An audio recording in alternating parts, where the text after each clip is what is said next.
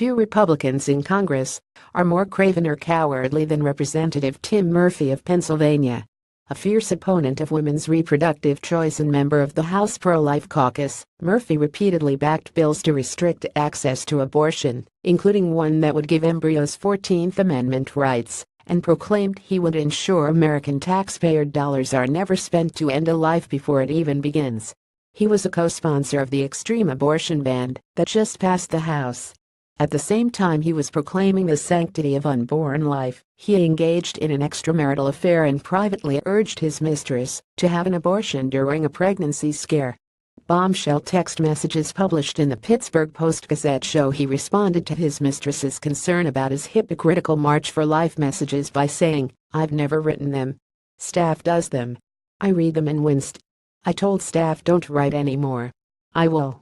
Initially, Murphy's office refused to comment on the story. But on Wednesday, in crushing disgrace, Murphy announced he will retire at the end of his term. "In the coming weeks I will take personal time to seek help as my family and I continue to work through our personal difficulties and seek healing. I ask you to respect our privacy during this time," he said. Murphy's saga of disgrace is remarkably similar to fellow anti-abortion GOP Representative Scott Desjardins of Tennessee, who urged both his wife and a patient in his medical practice he was sleeping with to have abortions. But Desjardins differs, in that he faced his constituents in a re-election campaign that he won. He has audaciously continued to fight for anti-abortion legislation, including also co-sponsoring the ban that just passed in the House.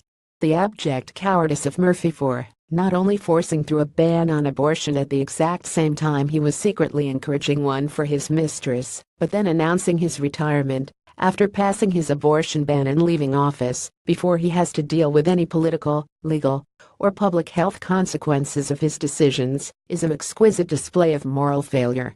Murphy will forever go down as the congressman who opposed women's reproductive rights, even as he secretly and desperately desired those rights remain in place for him personally.